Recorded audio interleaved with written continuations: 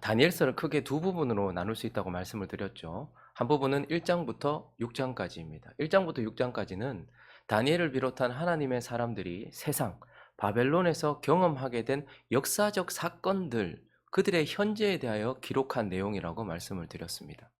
그리고 후반부에 나오는 7장부터 12장까지는요, 다니엘을 비롯한 하나님의 사람들이 그 세상이 앞으로 나아갈 때에 만나게 될 미래, 만나게 되어질 앞으로 일어날 일들에 대하여 받은 예언들을 기록해 놓은 말씀입니다. 우리가 이미 살펴보았던 7장은요, 벨사살 왕 원년에 다니엘이 받았던 첫 번째 예언입니다. 그리고 어제까지 살펴보았던 8장은요, 벨사살 왕 3년, 2년이 지나고 나서 두 번째 받은 예언이었습니다. 그리고 오늘 본문, 이제 이어지는 9장은요, 1절부터 보시면 메대 족속 아수에로의 아들 다리오가 갈대아 나라 왕으로 세움받던 첫 해, 곧 그 통치 원년. 그러니까 오늘 이 9장은 바벨론이 망하고 페르시아가 시작되는 시점에 이제 다리오가 왕으로 세워졌던 그 원년에 받은 예언이다라는 것을 우리는 볼 수 있습니다. 그런데 오늘 이 9장에 다니엘이 받은 예언은요, 앞에 있었던 두 예언과는 조금 다른 특징을 가지고 있습니다. 어떤 특징을 가지고 있는가 하면 이 9장에 있는 예언은 말씀을 통해서 하나님께서 기록해 놓으신 성경을 통해서 받은 예언이다라는 거예요. 앞에 예언들은요, 환상을 통해서 받았어요. 그렇지만 이 세 번째 예언은요, 하나님이 기록해 놓은 성경 말씀을 통해서다. 2절을 다시 한번 띄워주시겠습니까? 2절을 보니까 곧 그 통치 원년에 예언을 받았어요. 그런데 다니엘이 뭐를 통해서? 책을 통해서 여호와께서 말씀으로 선지자 누구에게? 예레미야에게. 그러니까 지금 그가 깨달은 것이 무엇인고 하니까 책을 통해서, 특별히 예레미야가 기록했다, 예레미야에게 알려주었다라고 하니까 무슨 서겠습니까? 우리가 가지고 있는 예레미야서예요. 그런데 거기에 뭐가 예언이 되어 있다는 거예요? 하나님의 백성들의 임박한 회복이 예언이 되어 있더라라는 거예요. 그래서 예레미야, 아마 다니엘은 그 성경을 묵상하다가 예레미야서 25장 한번 가볼까요? 11절과 12절을 보시면 이 모든 땅이 폐허가 되어 놀랄 일이 될 것이며, 이거 예레미야를 통해서 예언해 놓으신 건데, 이 민족들은 70년 동안 바벨론의 왕을 섬기리라. 여호와의 말씀이니라. 70년이 끝나면 내가 바벨론의 왕과 그의 나라와 갈대아인의 땅을 그 죄악으로부터 말미암아 벌하여 영원히 폐허가 되지 않게 하겠다라고 말해요. 예레미야서 29장도 가보시면요, 10절과 11절을 보시면 여호와께서 이와 같이 말씀하신, 이미 말씀하셨다라는 거예요. 바벨론에서 70년이 차면 내가 너희를 돌보고 나의 선한 말을 너희에게 성취하여 너희를 이곳으로 돌아오게 하리라. 여호와의 말씀이니라. 너희를 향한 나의 생각은 내가 하나니 평안이요 재앙이 아니니라. 너희에게 미래와 희망을 주는 것이니라 라고 말해요. 지금 이 다리오 왕이 왕으로 세움받던 원년, 바벨론이 무너지고 페르시아가 일어나던 그 시점은 다니엘로 말한다면 그가 10대 때 끌려왔잖아요. 그러니까 지금 한 66년을 넘어가고 있는 상황입니다. 그리고 다니엘은요, 80세가 훌쩍 넘은 그런 상황이에요. 그러니까 지금 70년 만에 하나님께서 돌이키게 하겠다고 하셨으니까 지금 몇 년 안 남은 거예요. 성경을 통해서 예언을 받았는데, 곧 있으면 우리가 회복되겠구나 라는 것을 알게 되었는데, 이 예언을 어떻게 알게 되었다는 거예요? 말씀을 통해서, 하나님께서 기록해 놓으신 성경을 통해서 알게 되었다라는 것이 이 9장에 나오는 예언의 첫 번째 특징이고, 또 하나는요, 오늘 이 9장 전체가 보면, 우리가 읽었는데 9장 전체가 보면요, 이 예언이 기도로 이어진다라는 거예요. 기도로 이어진다라는 거죠. 그러니까 예언은 한 줄이에요. 2절에 보니까 다니엘이 예레미야서를 통해서 깨달았다. 그리고 이어지는 내용들은 전체 뭐죠? 전체 기도다라는 것을 보게 되어지는 것이죠. 그래서 3절과 4절을 보시면 그가 이 예언을 깨닫자마자 예언이 그냥 한 줄로 그냥 탁 기록되어지고, 그 이후에 내가 금식하며 베옷을 입고 죄를 덮어쓰고 주 하나님께 기도하며 간구하기를 어떻게 했어요? 결심했어요. 예언을 듣자마자 결심했어요. 얼마 안 남았어요. 이제 곧 하나님께서 우리 민족들을 해방시키겠구나. 얼마 안 남았어요. 그리고 내 하나님 여호와께 기도하며 자복하여 이르기를 하고 기도가 쭉 이어지고 있는 것을 보게 되는 것입니다. 그래서 이 9장의 특징 중 또 두 번째는 바로 이 예언이 곧바로 기도로 이어지고 있더라라는 것입니다. 왜 다니엘은 임박한 회복 약속 앞에서 기도했을까요? 반드시 기억하십시오. 하나님의 약속은 성취됩니다. 근데 그 성취, 약속과 성취 사이에 뭐가 분명히 있어야 됩니까? 하나님의 백성들의 기도가 있어야 돼요. 그래서 에스겔서 36장 37절은 이렇게 말하고 있습니다. 주 여호와께서 이같이 말씀하셨느니라. 그분이 앞으로 하실 일들에 대해 쭉 앞에 말씀한 내용이 앞에 나와요. 그런데 둘째 줄은 뭐라고 말합니까? 시작. 그래도 이스라엘 족속이 이같이 자기들에게 이루어 주시기를 내게 구하여야 할지니라. 어떤 사람들은 하나님이 예언해 놓으셨고 하나님은 하나님의 뜻대로 하실 거다. 그러니까 우리가 기도하든 안 하든 상관없다. 이렇게 얘기해요. 맞는 말입니까? 아니에요. 하나님은 하나님의 뜻을 이루실 거예요. 그런데 어떻게 작정해 놓으셨습니까? 하나님의 백성들의 기도를 통하여 이 일을 하시기로 작정해 놓으신 거예요. 그래서 다니엘은요.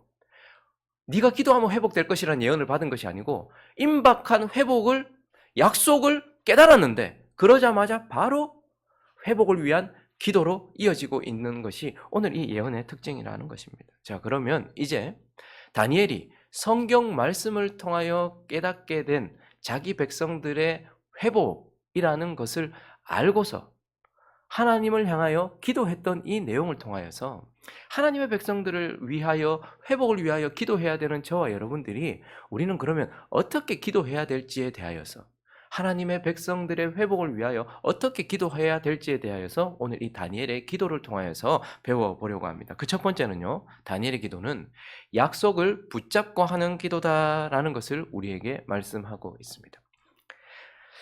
여러분 오늘 사실 쉬운 게 아니에요. 3절을 한번 볼까요? 내가 만약에 이렇게 기록이 되어 있다면 너 누군가가 이스라엘의 회복을 위하여 기도한다면 내가 회복시킬 것이다. 이렇게 예언되어 있던 것이 아니고 그냥 70년 만에 회복시킬 것이다 라고 예언이 되어 있었고 지금 보니까 한 66년이 지나갔으니까 곧 회복될 날이 다가오고 있어요. 그런데 그가요. 그것을 보고서 금식하고 베옷을 입고 죄를 덮어쓰고 주 하나님께 기도하며 간구하기를 처음에는 뭐예요? 결심부터 먼저예요. 내가 기도해야 되겠다. 나 정말 기도해야 되겠다. 라고 결심을 했어요. 그런데 이 3절에서 4절로 넘어가는 게 진짜 어렵거든요. 그렇게 결심했는데 내 하나님 여호와께 기도하며 자복하여 이르기를 그 결심이 실행으로 옮겨졌어요. 자, 이제 다니엘은 기도하기로 결심했고 그리고 그 결심대로 기도를 시작했어요. 그런데 이렇게 다니엘이 기도하게 된 동기가 무엇입니까? 그를 기도하게 만들었던 동기가 무엇이죠? 왜 그가 그렇게 간절하게 기도할 수 있었습니까? 1절 때문입니까? 1절을 보니까 그렇게 강력한 바벨론이 무너지지 않을 것 같은 바벨론이 확 무너졌어요. 메대족수 아수에로의 아들 다리오가 갈대아 나라 왕으로 세움을 받았어요. 그러니까 상황이 바뀌었네. 바벨론이 무너졌네. 그러면 우리가 이제 바벨론이 우리를 끌고 왔으니 회복될 가능성이 있겠네라는 상황의 변화나 혹은 인간적인 소망 때문에 그렇게 기도를 시작했는가? 다니엘의 기도는 그렇게 시작된 것이 아닙니다. 2절 때문에 시작된 거예요. 상황이 바뀌었는데 그 통치 원년에 나 다니엘이 책을 통하여 여호와께서 말씀으로 선지자 예레미야에게 알려주신 그 연수를 깨달았다는 거예요. 하나님이 약속하신 그 약속을 깨달았기 때문이에요. 하나님께서 하실 일을 그가 딱 붙잡은 거예요. 하나님께서 70년 만에 포로를 다시 귀환시키겠구나 라는 하나님의 약속을 딱 깨닫고 나서 기도를 하게 되었다라는 것을 우리는 보게 되는 것입니다. 그러니 다니엘의 기도는요, 상황의 변화 때문에 온 기도나 혹은 내 마음의 뜨거움 때문에 시작된 기도가 아니라 하나님이 약속하신 약속을 깨닫고 그 약속을 이루시기를 바라면서 내 뜻대로가 아니라 그 약속을 딱 붙들고 하는 기도예요. 제가 안모태잖아요.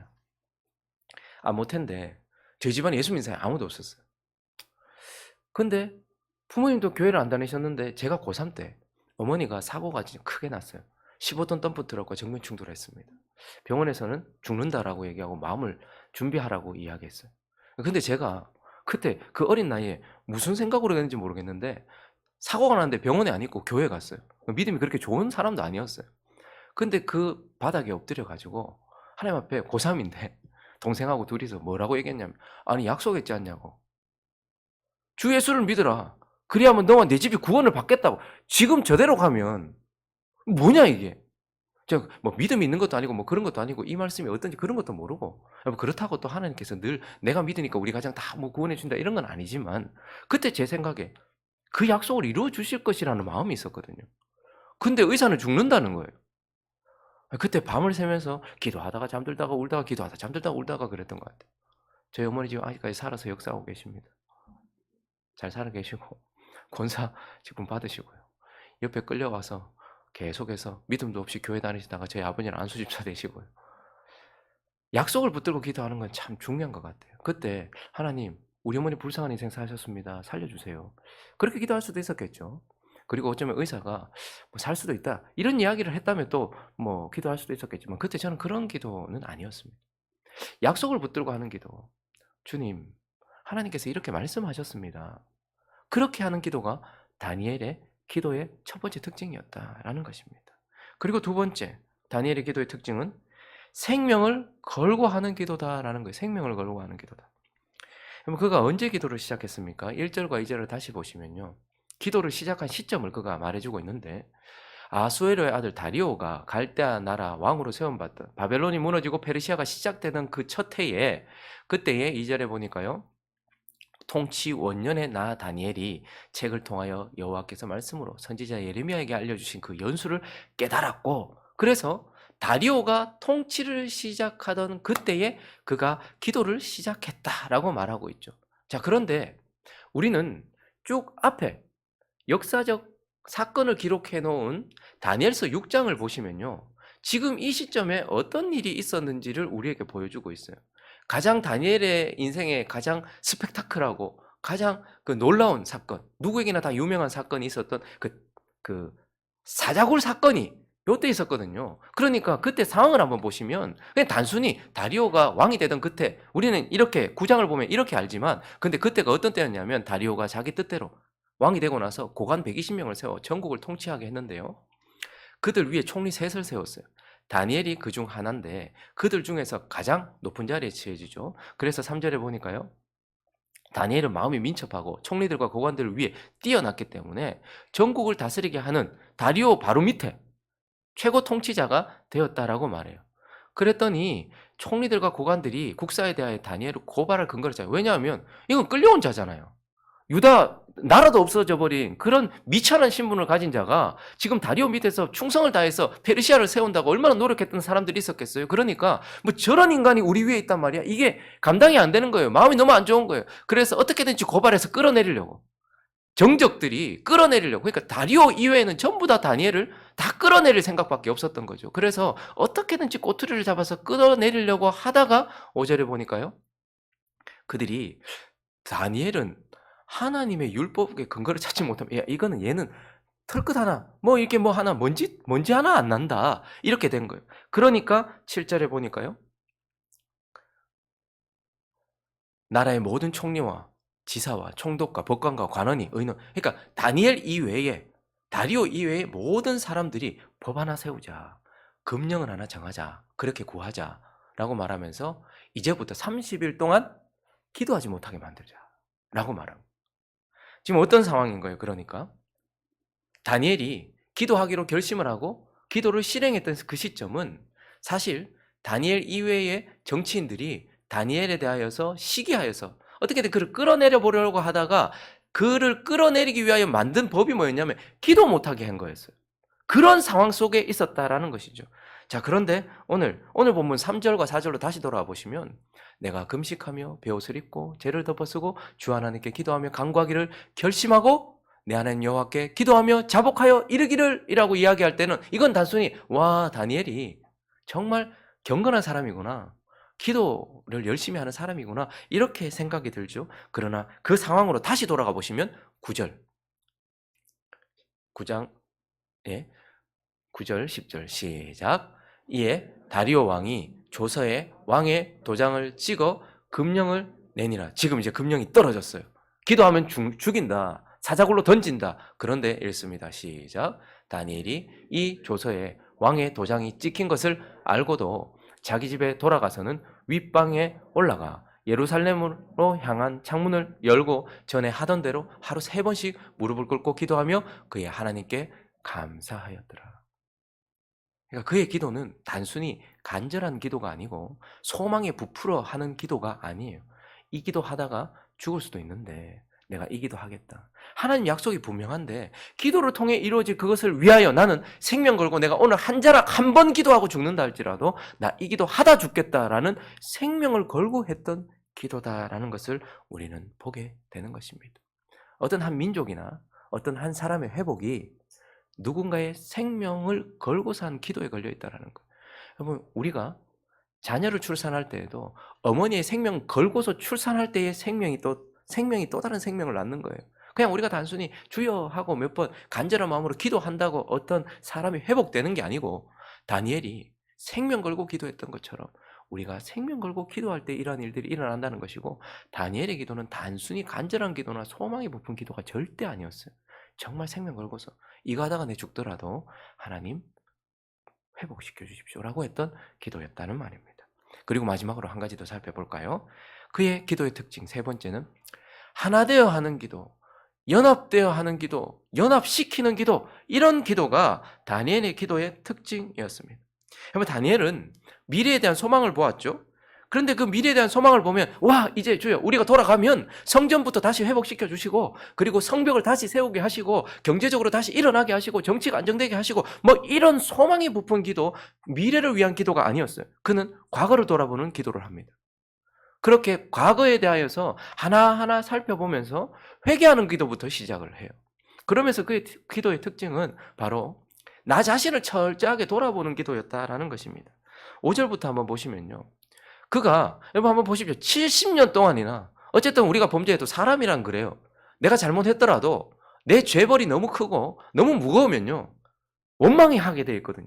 아이 그래도 그렇지 어떻게 70년이나 하나님이 나라를 아예 완전히 지워버리고 역사에서 이게 뭐냐 이런 생각이 들 수 있었겠죠. 그러나 다니엘의 기도는 철저하게 나를 바라보는 기도였어요. 벌 주신 하나님이나 그 도구로 쓰여졌던 바벨론이나 그리고 그 바벨론들의 그 행압, 그 악함, 그리고 그 고통스러움 이런 것들을 보는 것이 아니라 우리는 이미 범죄하여 패역하며 행악하며 반역하여 주의 법도와 규례를 떠났다. 우리는 또 주의 종 선지자들이 주의 이름으로 우리의 왕들과 우리의 고관과 조상들 온 국민에게 말씀하신 것을 그 말씀을 몇 번이나 반복해서 했던 말씀도 듣지 않았다. 주의 공의는 주께로 돌아. 그러니까 주님이 우리 치신 것은 공의로운 주님은 잘하신 것이다. 그리고 수치가 우리에게 돌아왔다. 이렇게 되었다. 그리고요. 가까운 곳에 있는 자들이나 먼 곳에 있는 자들이 다 쫓겨나서 각국의 수치를 당하였사오니 이는 주께 범죄했기 때문에 수치를 보고 있는 것이 아니라 범죄했기 때문이다. 이렇게 지금 말하고 있는 것입니다. 그런데 그는 철저하게 자기 자신을 돌아보면서 기도하고 있고 그리고 18절을 보시면요. 나의 하나님이여 귀를 기울여 들으시며 눈을 떠서 우리의 황폐한 상황과 주의 이름으로 일컫는 성을 보옵소서.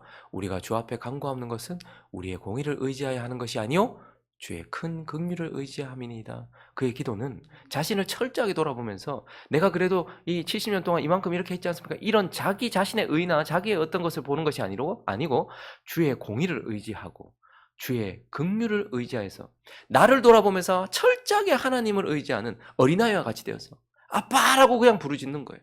그렇게 하나님을 의지하는 기도였다라는 것이죠. 그러나 오늘 이 본문 전체에서 다니엘의 기도에 가장 특징되는 것은 바로 그가 범죄한 하나님의 백성과 자기를 하나 시켜서 기도했다는 말입니다. 5절부터 다시 한번 보세요. 주어가 뭐죠? 1인칭 복수예요. 여러분 우리가 지금 다니엘의 역사, 다니엘과 세 친구들의 역사를 봤잖아요. 다니엘이 범죄한 적이 있었습니까? 저는 다니엘 범죄한 거 한 번도 못 봤어요. 그 10대 때 끌려와가지고 80 노인에 이르기까지 저는 그가 범죄하는 걸 보지 못했어요. 그런데 그가 지금 기도할 때 뭐라고 기도하는 거 아니까 우리는 그들이라고 말하지 않아요.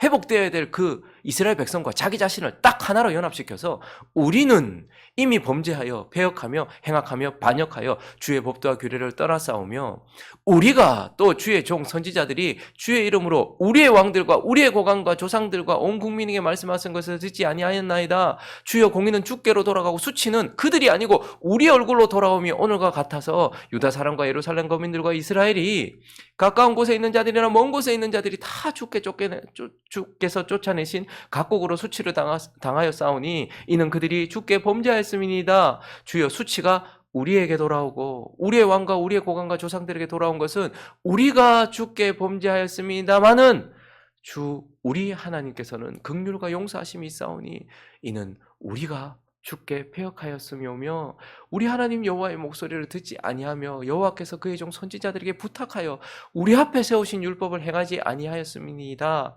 온 이스라엘이 주의 율법을 범하고 치우쳐가서 주의 목소리를 듣지 아니하였으므로 이 저주가 우리에게 내렸을 때 곧 하나님의 종 모세의 율법에 기록된 맹세대로 되었사오니 이는 우리가 주께 범죄하였음이니이다. 그러면 바리새인은 옆에 서 있던 세리와 따로 떨어져서 기도했어요. 다니엘은요, 범죄한 이스라엘 백성들을 위해서 기도한 게 아니고 범죄한 이스라엘 백성이 되어서 기도했어요. 중보기도가 어려운 이유는요, 우리가 우리의 자녀, 지금 범죄하고 하나님을 떠난 우리의 자녀나 혹은 우리의 배우자나 혹은 우리의 사랑하는 친구들이나 그들을 위하여 기도할 때 우리는 그들을 위해서 기도한다고 생각을 해요. 그러나 진정한 중보기도는 그들을 위해서 기도하는 것이 아니라 그들이 되어서 기도하는 거예요. 나의 죄로. 예수 그리스도는 우리를 위하여 기도하신 분이 아니고요, 우리가 되셔서 기도하신 분이고요, 우리를 위하여 죽으신 분이 아니라 우리가 되셔서 돌아가신 분입니다. 그러므로 중보기도를 할 때에 우리가 누군가를 위하여 기도할 때 그 범죄한 자와 하나님과 멀어져 있는 그와 나를 하나 되어 기도하고 있는 것, 이것이 다니엘의 기도의 특징이고, 근데 다니엘의 기도는 더 한 걸음 나갑니다. 얼마나 담대한 기도인지 몰라요. 또 하나 그가 연합시키고 있는데요, 범죄한 이스라엘과 자기를 연합시키는, 이것도 쉽지 않아요. 내가 지은 죄 아닌 것 같은데, 나는 저들하고 다른 것 같은데 나나 그나 같습니다. 그러니 우리가 범죄했습니다라고 범죄한 이스라엘과 나를 연합시켰는데, 그런데 그는 한 걸음 더 나아가서요, 그는 범죄한 이스라엘과 주를 하나로 연합시켜 기도하고 있어요. 16절부터 한번 보십시오. 그가 또 이번에 이렇게 기도합니다. 주여, 구하옵나니 주는 주의 공의를 따라 주의 분노를, 무슨 성? 주의 성 예루살렘, 범죄한 이스라엘 백성, 그리고 주의 거룩한 산, 이렇게 말하면서 범죄한 이스라엘과 그 범죄한 땅과 누구를 연합시키는 거예요? 주와 연합시키는 거예요. 이거는 주의 성이고 이거는 주의 거룩한 산 아닙니까? 그리고요, 이는 우리의 죄와 우리 조상들의 죄악으로 말미암아 예루살렘과 누구 백성? 주님과 하나 된 백성이다 이거예요. 하나님께 기도하면서 저 범죄한 이스라엘 이렇게 말하지 않고 당신의 백성, 주의 백성, 주와 하나 된 백성이 사면에 있는 자들에게 수치를 당함이니이다. 그러하온즉 우리 하나님이요, 지금 주의 종의 기도, 나도 당신과 하나 된 주의 종의 기도와 간구를 들으시고 주를 위하여 주의 얼굴빛을, 주의 황폐한 성소, 저기 범죄하여서 무너진 저 땅이 주의 황폐한 성소이니 비추어 주십시오라고 말하면서 나의 하나님이요, 귀를 기울여 들으시며 눈을 떠서 우리의 황폐한 상황과 주의 이름으로 일컫는 성을 보옵소서. 저 성은 그냥 무너진, 그냥 더럽고 폐악한 그런 성이 아니고 주님의 성입니다. 주와 하나 된 성입니다. 주와 하나 된 사람들입니다. 우리가 주 앞에 간구하는 것은 우리의 공의를 의지하여 하는 것이 아니요 주의 큰 긍휼을 의지하여 함이니이다. 그리고요, 19절 읽습니다. 시작. 주여 들으시옵소서. 주여 용서하소서. 주여 귀를 기울이시고 행하소서. 지체하지 마옵소서. 나의 하나님이요, 주 자신을 위하여 하옵소서. 이는 주의 성과 주의 백성이 주의 이름으로 일컫는 바 됨이니이다. 이 범죄한 이스라엘, 이 거룩하고 정결한 사람 다니엘이 그들과 하나 되었어요. 그런데 이 범죄한 이스라엘을 저 거룩하신 하나님과 하나 시켜 주의 백성이라고 말하면서 하나 되어 기도하고 있는 것을 봅니다. 여러분, 저는 저희 가정은 안 믿는 모태라고 했잖아요. 돌아와야 될 가족들이 참 많아요. 처음에는 그들을 위해서 기도했어요. 그런데 어느 순간인가요, 제사한다고 전부 엎드리는 우리 사촌 형들과 우리 가족들 전부 보니까 처음에는 저들 불쌍하다 이렇게 생각이 들었는데, 근데 가만히 보니까 뭐 성격도 닮았고 체질도 닮았고 뭐 많이 닮았잖아요. 근데 딱 하나, 하나님이 저에게는 제 인생 가운데 찾아와 주셔서 은혜를 주셔서 저들과 다른 거예요. 그거 하나 다르지 똑같더라고요. 그래서 그들과 하나 되어 기도하는 기도를 시작했어요. 그런데 하나님이 약속하신 그것을 생각하니까 요즘에 제가 목회자가 되어서 교회를 바라보고 또 많은 사람들을 보잖아요. 그런데 정말 안타까운 것은 예수 믿지 않는 사람들이 예수 믿지 않는 삶을 사는 것보다 예수를 믿는다고 하는 사람들이나 믿은 것 같은 사람들이 떠나 있는 이 범죄하에서 하나님께 얻어맞고 있는 사람들이 참 많아요. 황폐해졌어요. 근데 그들을 위하여 기도할 때에 그들과 하나 되는 것도 참 놀라운 기도지만 주여, 저들이 주의 백성입니다. 하나님, 교회가 이렇게 세상 사람들한테 손가락질 당하고 침뱉음 당하고 이렇게 고통을 당하는 것, 이건 주의 공의는 주께로 돌아가고 수치 우리에게 돌아온 건 당연합니다. 근데 주여, 한국 교회를, 여러분들 돌아와야 될 가족들이 있지 않습니까? 교회는 나왔었다가 지금 이제 주님 뭐 떠나서 그냥 머리끝부터 발끝까지 성한 곳이 없는데도 여전히 그냥 그렇게 있는 자들을 위해서 기도할 때 정말 우리를 강력하게 기도하는 것 중에 하나는 주여, 저가 주의 백성입니다. 그렇게 기도하는 것, 그게 바로 다니엘의 기도였다라는 것을 우리는 보면서 우리도 돌아와야 될 우리 자녀들과 우리 사랑하는 사람들을 위해 기도할 때에 간절하게 그를 위해서가 아니라 그가 되어서 그리고 주의 백성을 위하여 주님을 위하여 기도하는 자가 되어야 된다라는 것입니다. 말씀을 정리하겠습니다. 한 줄, 예레미야서를 통해서 다니엘이 하나님의 백성들의 회복을 약속받았습니다. 깨달았어요. 그리고 우리는 역사를 통해서요, 그 회복이 이루어졌다는 것을 보았어요. 근데 그 사이에 뭐가 있습니까? 비밀이 있어요. 그 사이에 다니엘 9장이 있어요. 다니엘이 기도했다. 그래서 이걸 자세하게 우리에게 보여주고 있는 것입니다. 하나님께서 하나님의 백성들의 회복을 우리에게 약속해 놓으셨습니다. 완성될 거예요. 그리고 우리는 곧 보게 될 것입니다. 거기에 무엇이 있어야 될까요? 이 약속 붙들고 기도하는 저와 여러분의 기도가 있어야 됩니다. 생명 걸고 사자굴에 들어가더라도 내가 기도하겠다 라는 생명 걸고 하는 기도, 그리고 그들을 위해서가 아니라 그들이 되어서 주의 백성을 향한 기도, 이 기도를 하나님께 올려드리는 저와 여러분, 나를 일꾼 삼으시고 주의 백성 삼으신 그 앞에 우리가 오늘 찬양했던 것처럼 그러한 일꾼, 교회 하나님의 백성들의 가장 큰 일은 바로 기도입니다. 기도하는 일꾼 되시기를 예수 그리스도의 이름으로 축원합니다.